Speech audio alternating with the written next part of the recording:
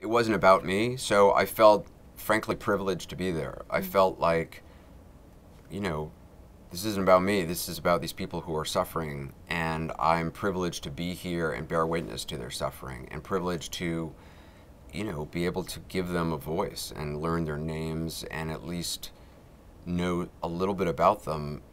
In Somalia, what I learned is that, tragedies happen all the time, but to me, there's nothing sadder than, a person who's lived a good and decent life dying on the side of a road and turning into, a skeleton with a small clump of hair left, and that's all that's left, and nobody remembers their name, nobody knows that they're passing, nobody knows whatever happened to them or knows anything about the life they lived.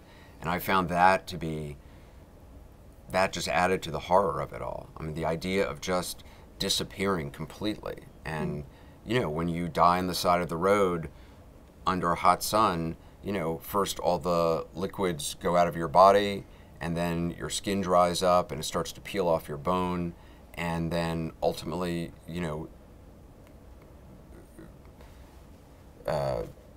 animals come and your skin disappears, and there's a skeleton and clumps of hair, and you can sometimes still see the imprint of the person in the liquids in the ground.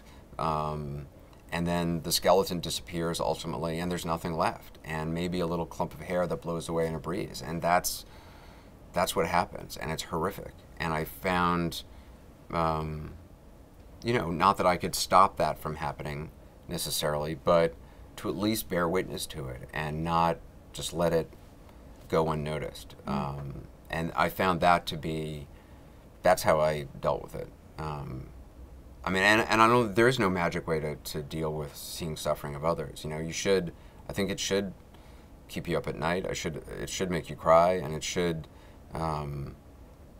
it should change who you are. And it should always do that. You shouldn't, it does that now just as much as it did 20 years ago.